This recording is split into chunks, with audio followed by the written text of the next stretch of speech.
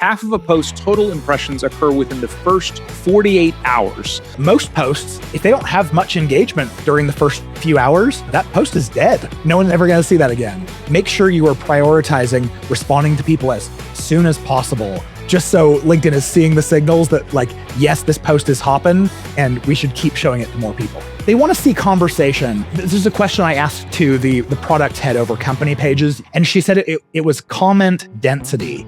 If someone comments and says, nice post, and you're like, thanks, bro, there is no density to that comment. But if someone says, that's a great idea, what about this? And you respond with like, oh yeah, that's a good point. And they actually see depth of that conversation. That's where they go, ooh, this is exciting. It seems like the people that are really crushing it on LinkedIn are really good storytellers. Yep, stories for a long time have ruled LinkedIn. We are entering this era where marketers who plan their content ahead of time are going to see much more reach. So we're going to share the type of content that is getting what some people are calling invisible engagement. So we'll break that down, and how to tie your content together so it reaches more people. We're very excited to be joined by AJ Wilcox. AJ is the world's leading LinkedIn ads expert and teaches business owners to drive high quality B2B leads at scale. He's also the founder and CEO of B2 Linked and the host of the LinkedIn Ads Show podcast. Today, AJ, Mike, and I are going to explore what these latest updates from LinkedIn mean for small business marketers and owners like you. AJ, welcome back to the show. I'm so glad to be back. And I have to say, Mike is actually the inspiration why I even have the LinkedIn Ads Show. Back at the beginning of COVID, I said, I really want to start a podcast, but I think LinkedIn ads is too narrow of a niche. And I remember Mike said, that's exactly why you need to start a podcast, because it's a niche. And so anyway, Mike, thank you. I'm 170 something episodes in. I probably forgot that, but that is super cool. So we got some stuff to talk about today, don't we, Jerry? Let's go. Yeah, so they have done a huge rebuild of the LinkedIn algorithm. And the more we understand this, the more reach you can get. So just to not get too nerdy on the back end, the old version was 5 separate tools sort of duct taped together. And the new one is a single unified AI brain, for lack of a better phrase. And so now there's a couple of things to know about this. First, the algorithm now understands meaning, not just keywords, or as I like to say, the algorithm learns synonyms. So a post about reducing churn before would never have reached anyone unless they were searching for reducing churn. But now someone searching for customer retention, even if those words aren't in your post, would still be able to come across your content and, of course, have it get recommended. The other update they're saying is that it tracks your audience, tracks the audience's professional journey over time. That's a straight quote from LinkedIn. Quote, professional journey over time, not just their last click. And trending content now pops up much, much faster. So we're seeing a lot of different changes here. And we've been seeing this, I think, for a while, AJ, where people who post about the same topic over and over again reach new people more effectively. So does this just feel like an extension of that same thing that we were already seeing? I think so. I mean, what it feels like is LinkedIn's engineering is trying to figure out, how do we show your content to more people by topic, which actually is kind of strange, because really the whole point or the whole crux of it in the past used to be you would follow people, you'd be connected to people, and so you would see their content no matter what it was. Now it seems like there's this this focus on being able to see content from people that you're not already following.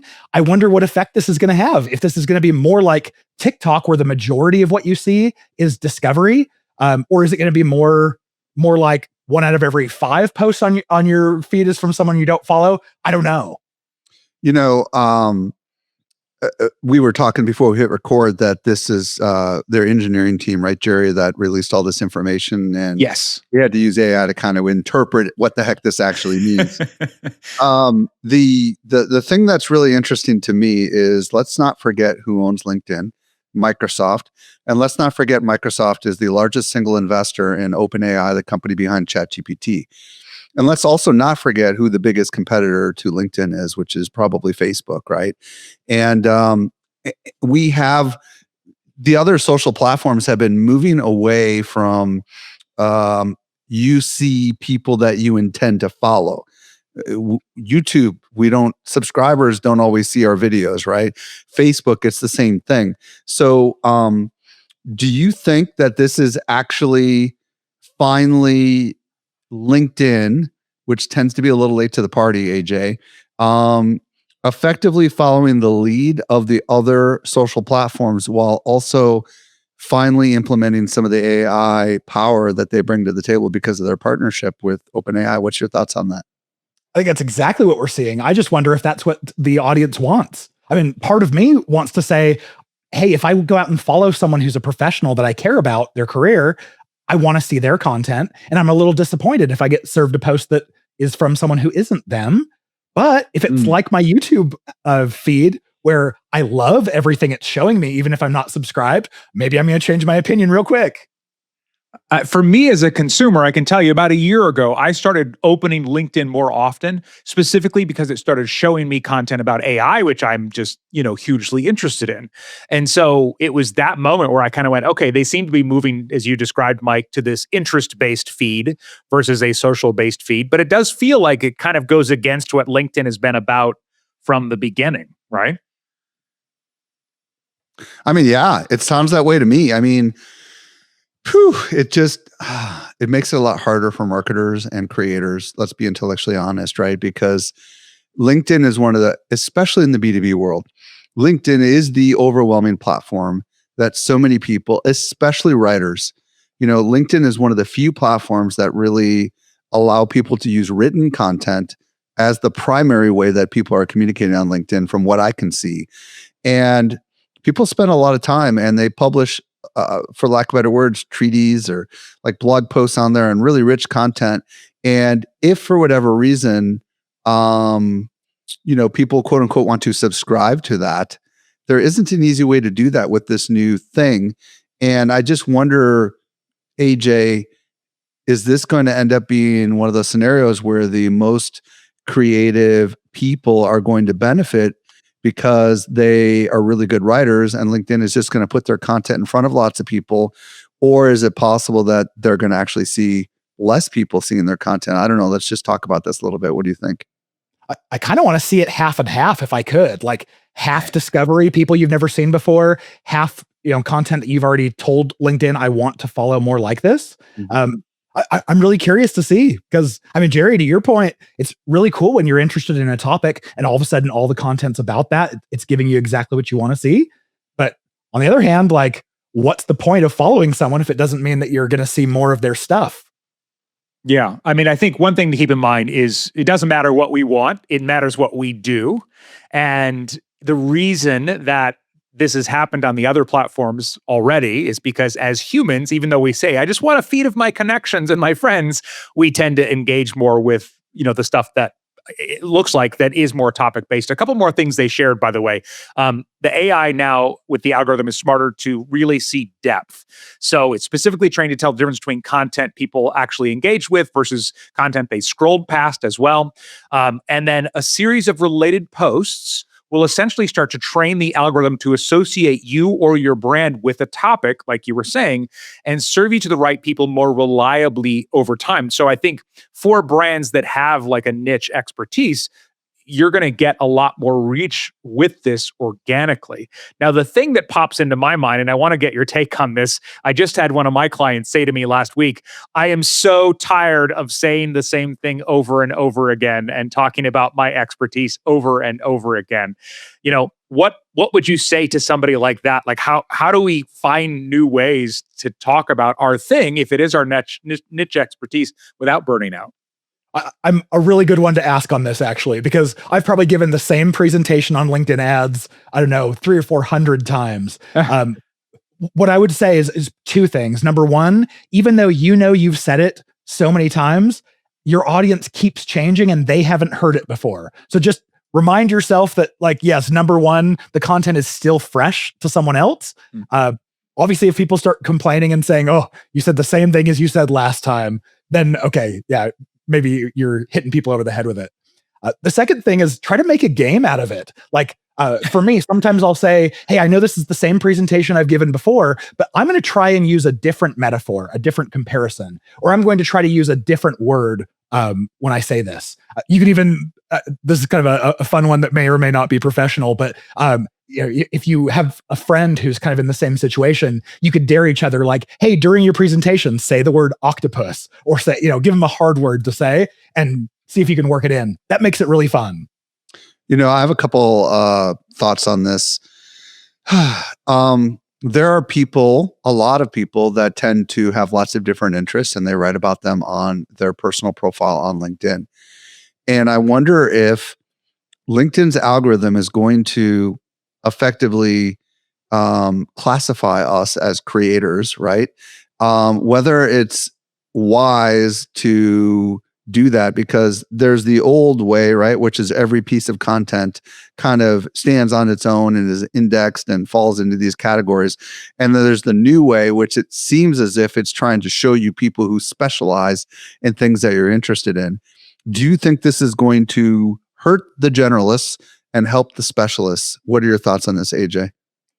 I am so excited to find out, actually, because it helps me because I'm a deep specialist. I probably haven't had a single post that didn't say the word LinkedIn ads in it. So I think it's what they're saying means it's going to help people like me.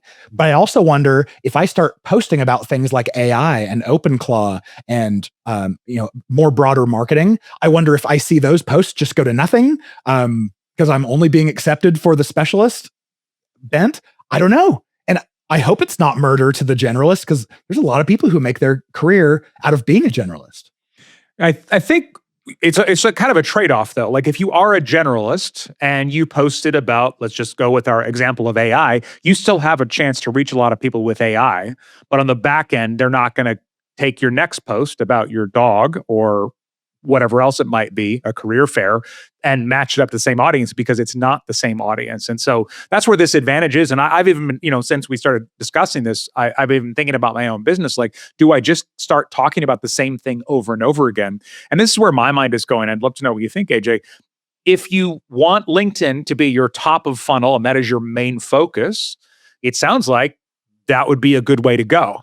But if it's going to be your top and middle of your funnel, because you want to continue to, add depth to the relationships as opposed to just giving a tip every couple of days, then you're sacrificing some of your reach, but you're going to be able to go deeper to move people further along the buyer journey.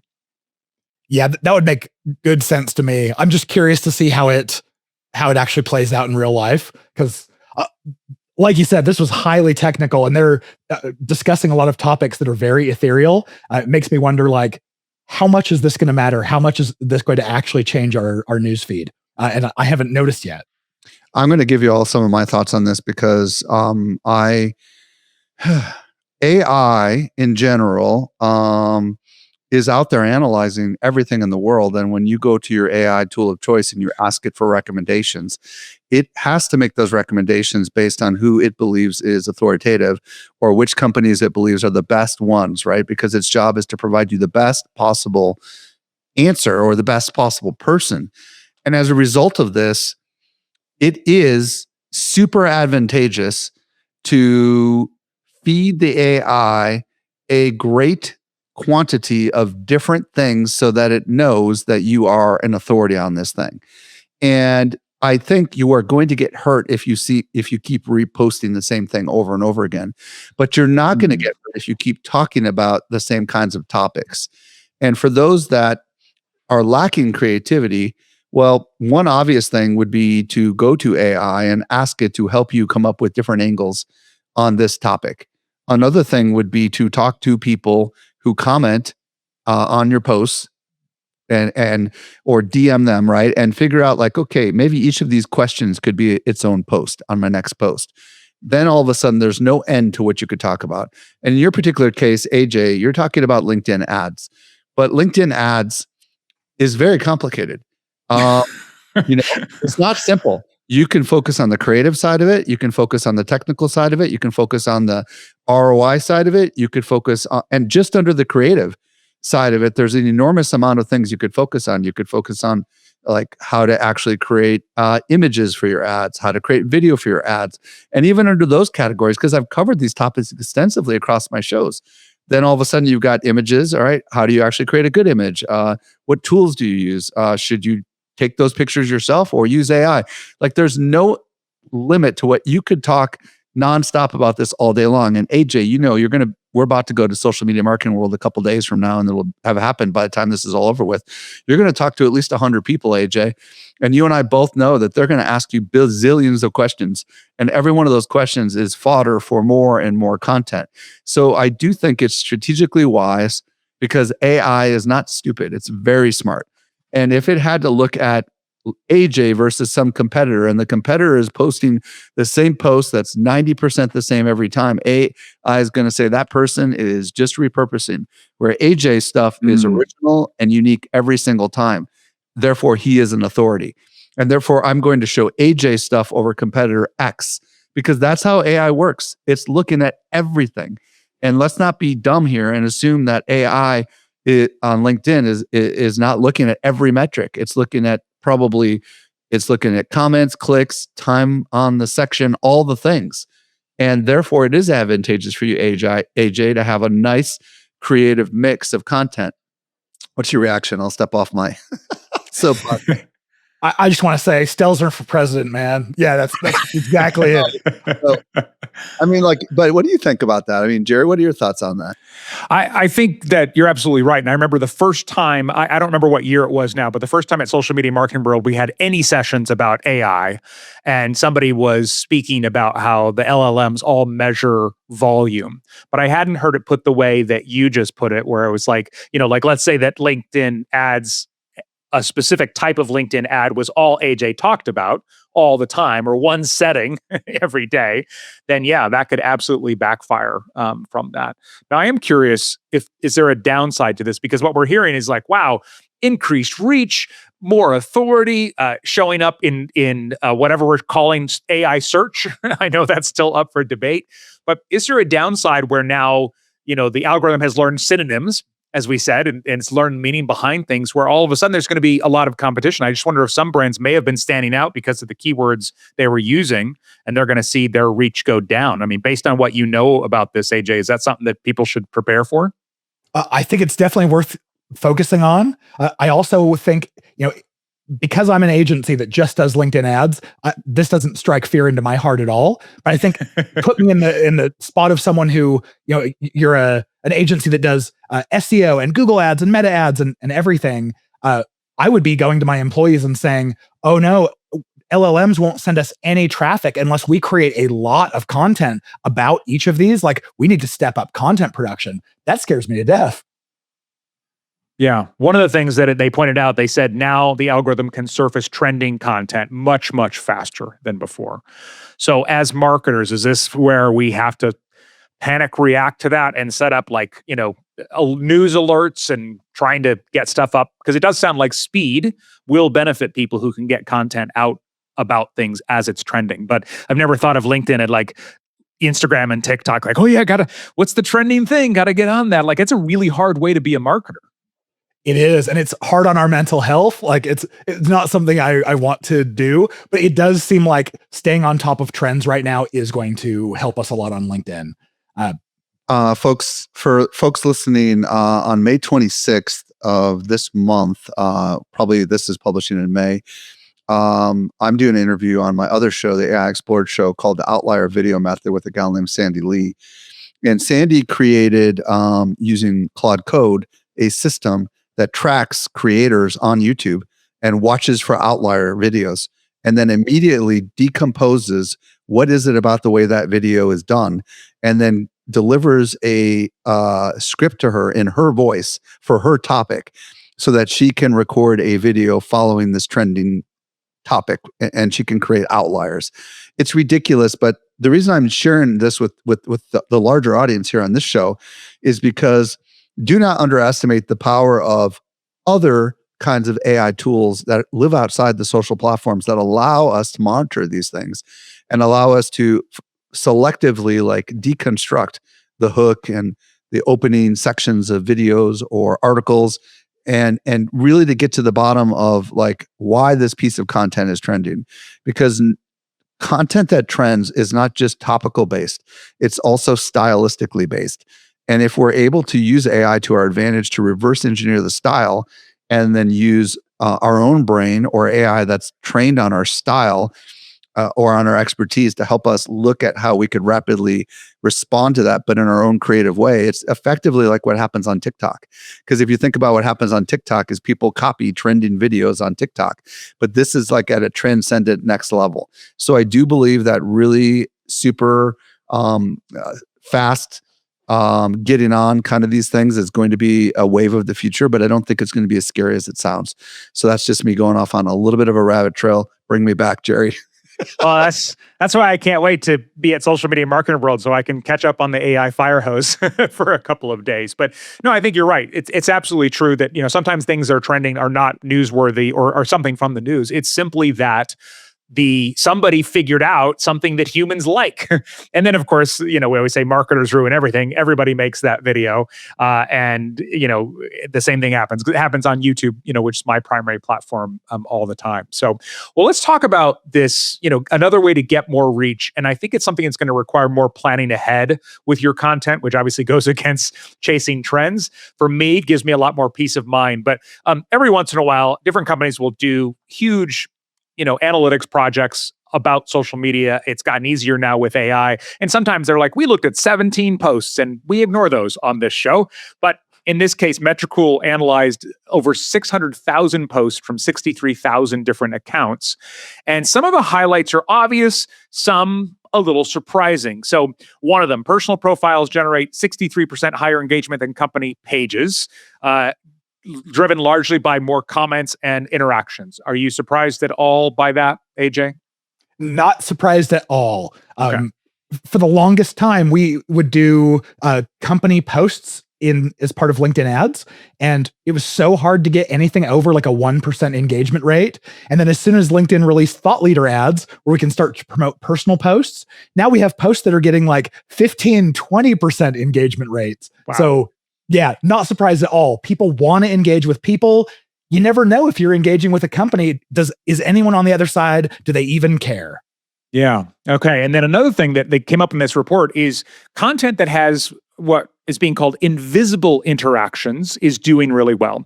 And so visible interactions are comments, likes, things like that. Invisible interactions are things like clicks, carousel swipes, video views. In other words, there's not like a social proof number sitting there. And those types of things are pushing overall engagement up nearly 14%, while comments and shares and some of these other things are going down. Is that match kind of what you're seeing? I mean, are you advising people to, and I know you're a lot on the paid side, but to do more of these types of posts like carousels that require swiping? This is actually really cool because on the paid side, I get a breakdown of every kind of metric that's happening. So when we run document ads, which are, I think, what they're referring to as carousel, because they have a separate ad format called carousel, but that's not what they're referring to. Documents, we find the engagement rate on them, which is mostly people just thumbing to just the next slide to just read more.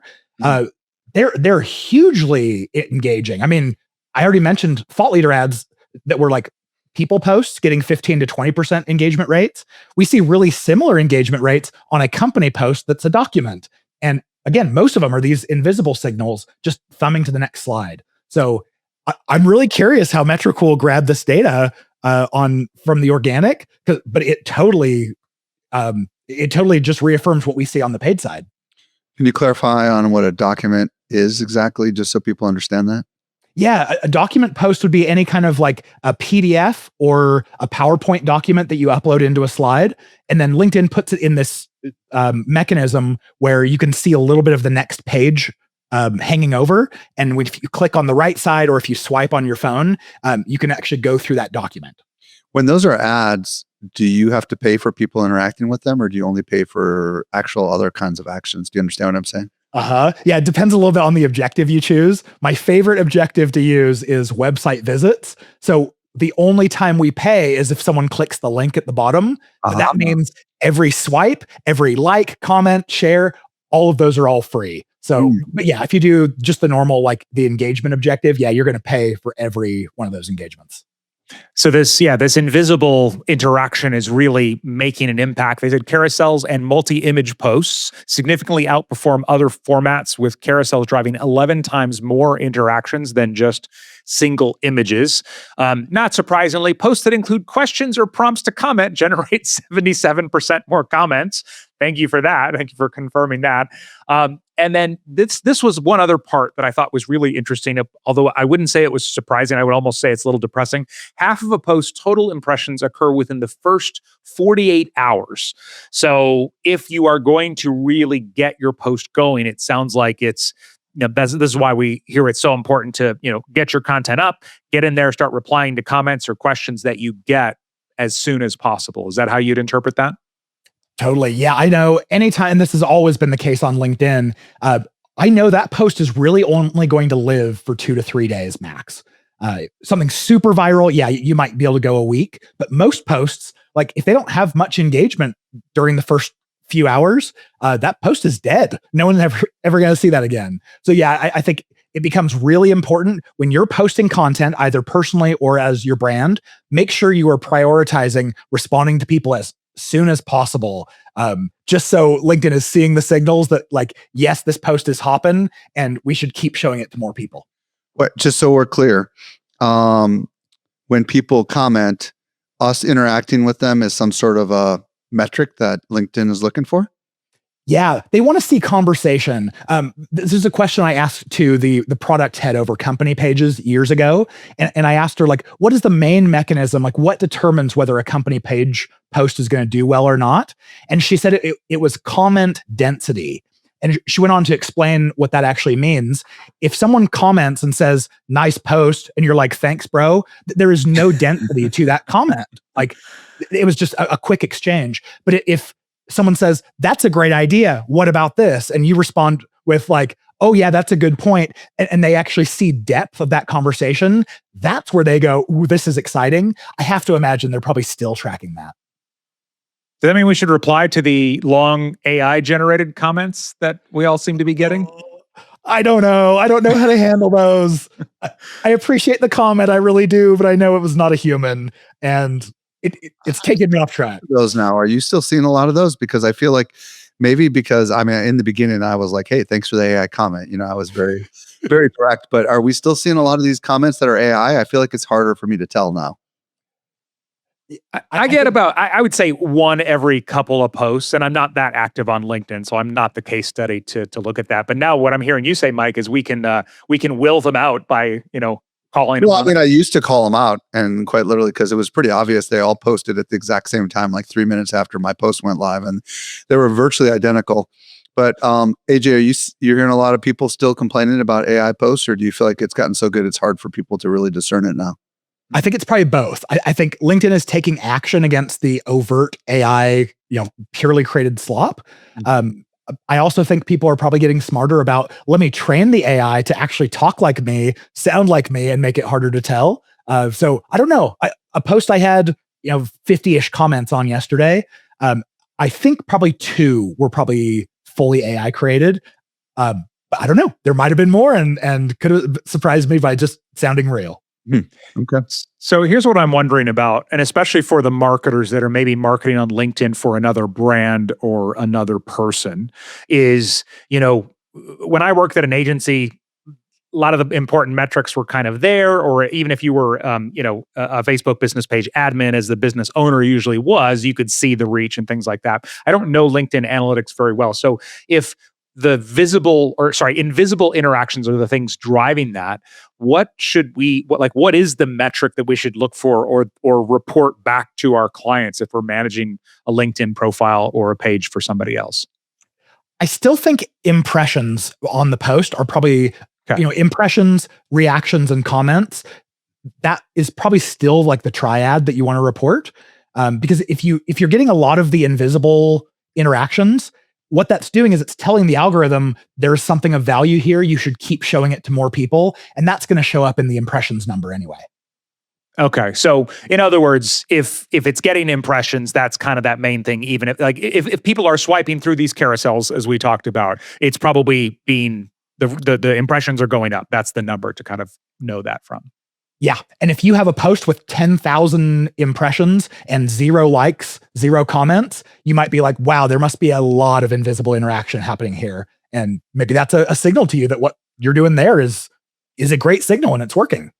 This might be more of a question for the two of you as humans versus marketers, but I think we all, sometimes feel a little insecure when we put something up and it doesn't do very well on the visible interactions.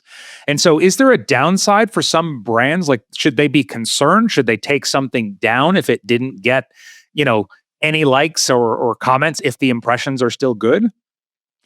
I have learned, don't be embarrassed by anything you post, because if the algorithm thinks it sucks, no one's going to see it anyway. So yeah, don't worry. Like, very few people are actually going back through your back catalog and checking things out. And the stuff that you do that does work well, a lot of people are going to see that and learn from that. But I think if you're embarrassed by it and you're worried about what am I putting out and deleting stuff, you're going to take fewer shots on goal and you're going to learn less. So I say post away, learn what your audience cares about and what they're willing to take action on. Yeah. And I would add, I write exclusively in my social posts and I only do it once a week. I know I should do it more. I just don't have the bandwidth to do more. And I sometimes, if I post across 3 platforms, LinkedIn, Facebook, and X, because those are the only 3 that I can put longer form content on. Threads is just too difficult to break into all those little pieces. So if I notice that I'm getting almost 0 engagement across all 3 of the platforms, I will delete it and I will recraft it. But I've found it almost always comes down to the opening. It almost always comes down to the way that I write the first couple of sentences. And everybody who follows people on LinkedIn and or the other social platforms understands that there is a way to write that is going to get them to click the show more or whatever they call it. What do they call it on LinkedIn? Is it see more or show more or something like that? Yeah, that's ... more. Yeah. So and that's an invisible metric, right? So if you write a really good hook and people click the ... more, my guess is another metric they're looking at is how long are they actually sticking around before they scroll further. That's probably a metric that they don't report to us, which I would imagine is time consuming the content or whatever. And I think that I know for me is if my hook is not good, then I got to go back and I got to recraft it all. And what I've done is I've trained a model on my writing style and I've given it my most viral posts. And I've asked it, I paste in there everything I've written and I write everything myself. And then it analyzes the beginning to say, okay, this is not going to perform well because your hook isn't good. So what it will do is it will recraft the hook for me, or it'll give me multiple variations of the hook. And the hooks that work the best for me are the ones that kind of involve a story of some sort. Does that make sense? Yeah.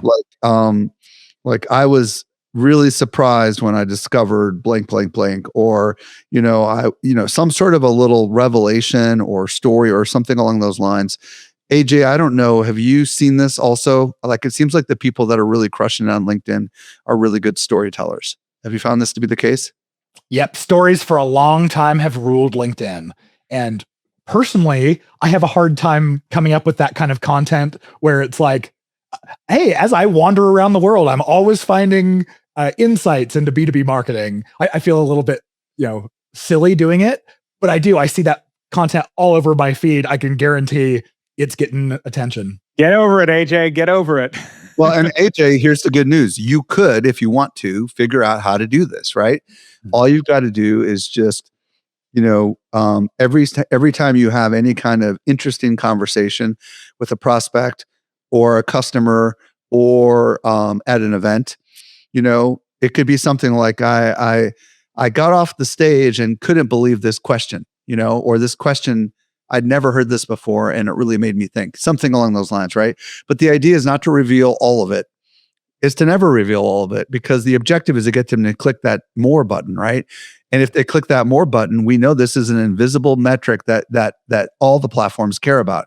So if we just think super strategically, we can learn how to do this. Just throwing that over the fence.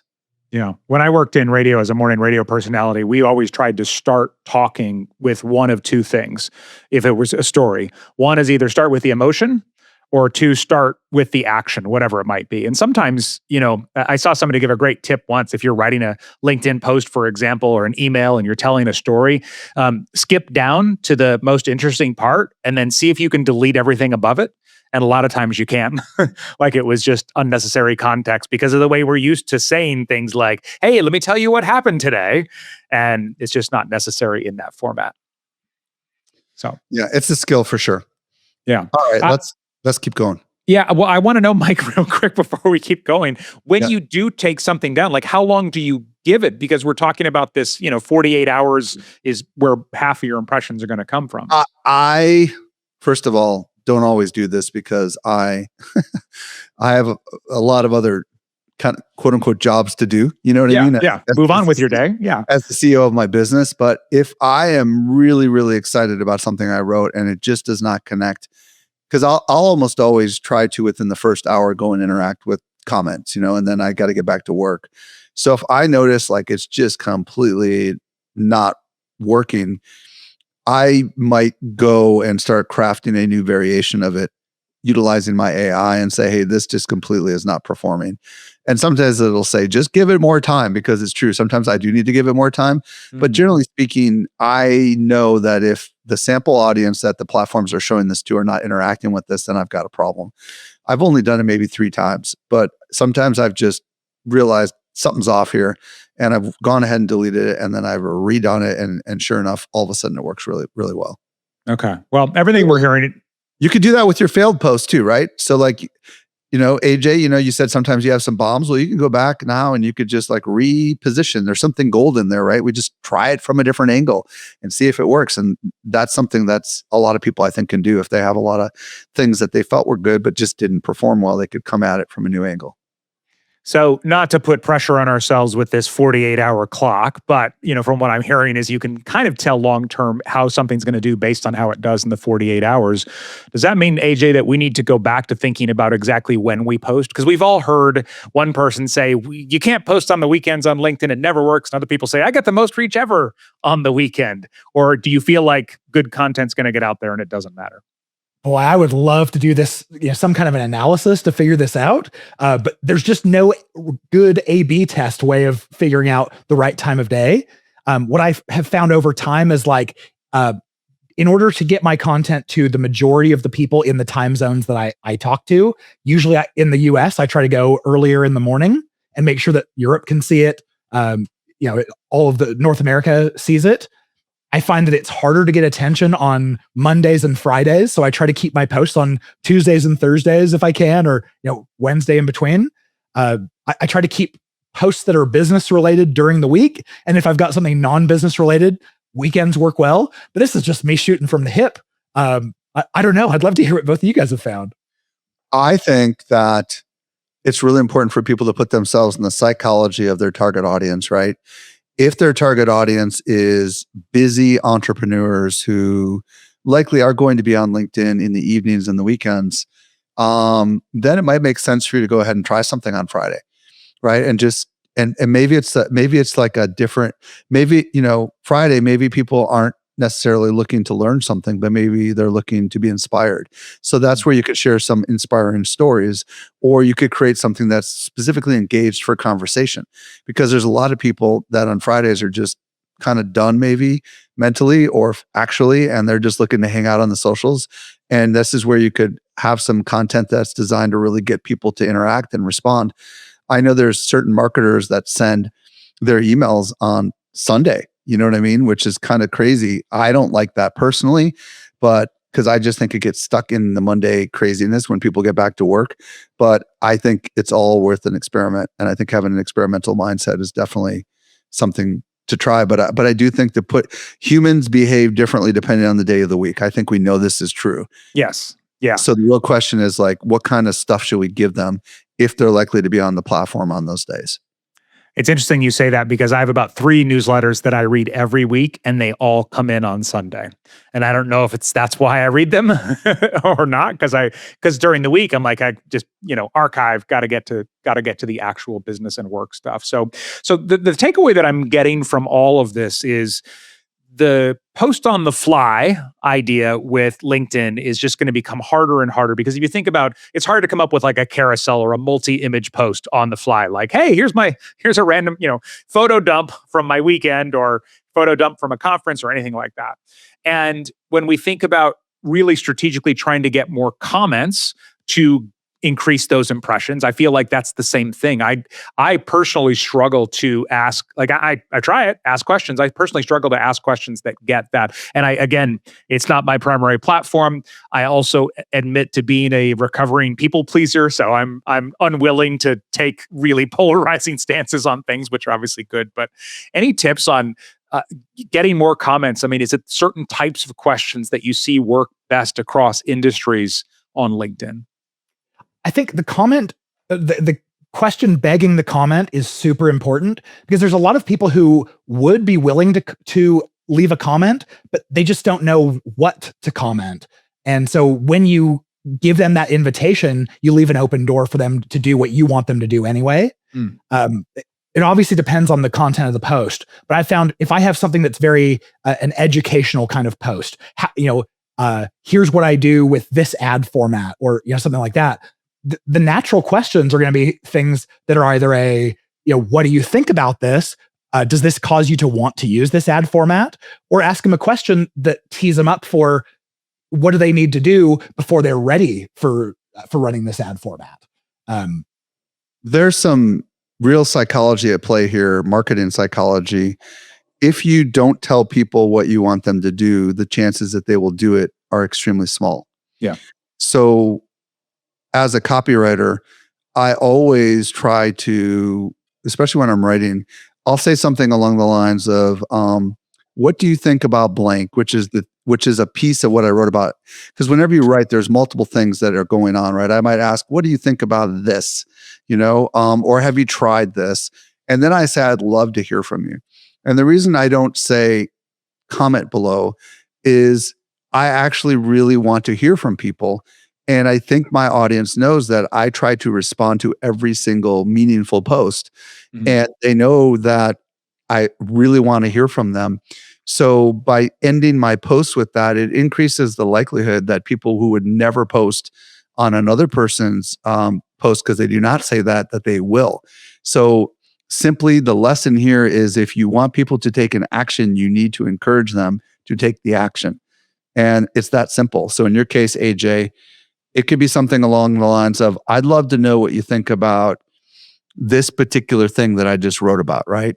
I'd love to hear from you. It's that simple, and then all of a sudden you're going to get some really rich comments, because I get extremely detailed comments on the stuff that I do. And I know that some of that stuff is probably written by AI, but I also know that I try to meaningfully react to that. So it's as simple as making sure that you actually intentionally ask for it.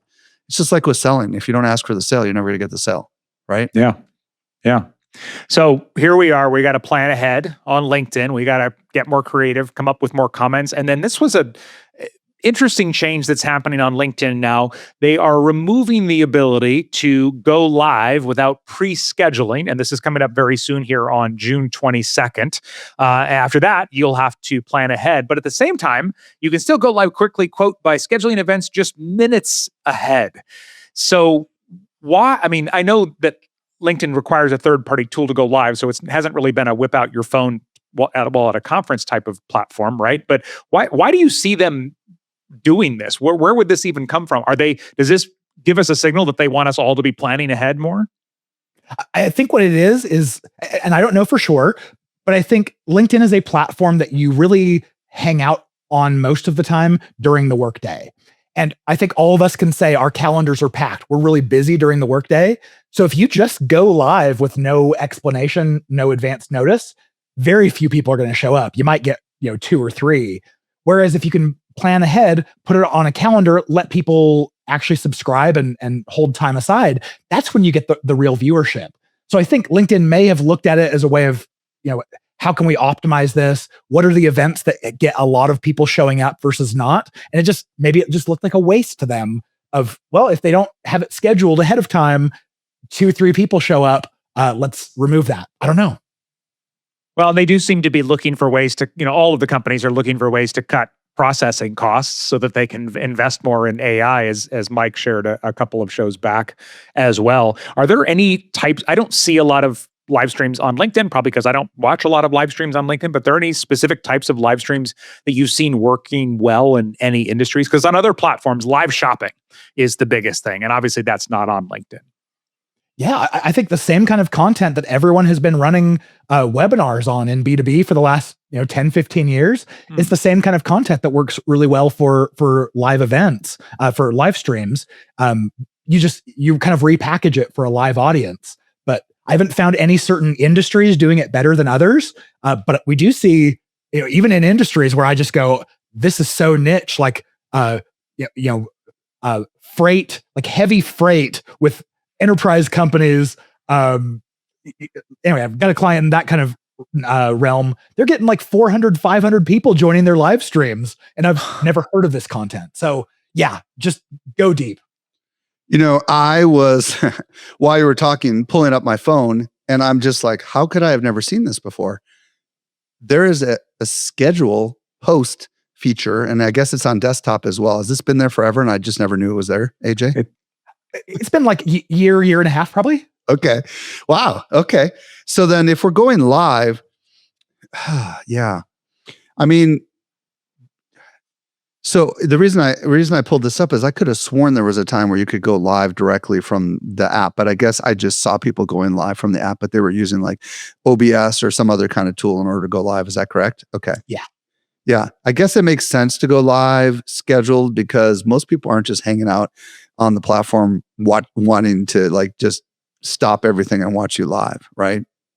Yep, I think so. I do wish we could go live right from our phone, and there's probably a cool way to do that, like right from Zoom or something. I've just never seen it done, and yeah, I don't know if LinkedIn's the best place for it. Fascinating. Yeah.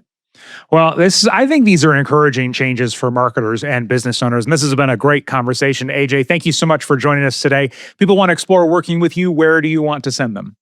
Oh, come listen to the LinkedIn Ad Show podcast that Michael helped inspire. Follow me on LinkedIn. I'm sharing my very best stuff in both of those places. Well, everybody, thank you so much for listening to all the random little trails we went down today. And AJ and Jerry, thank you so much for being on the show. And if you missed anything, because we covered a lot, we took all the notes for you at socialmediaexaminer.com/722. If you're new to the show, be sure to follow us. If you've been a listener for a while, we would love a review. Do check out my other show, the AI Explored podcast. And this brings us to the end of the Social Media Marketing Podcast. I'm your host, Michael Stelzner. I was joined by my co-host, Jerry Potter, today. We'll be back next week. I hope you make the best out of your day, and may your marketing keep evolving. Catch you next time.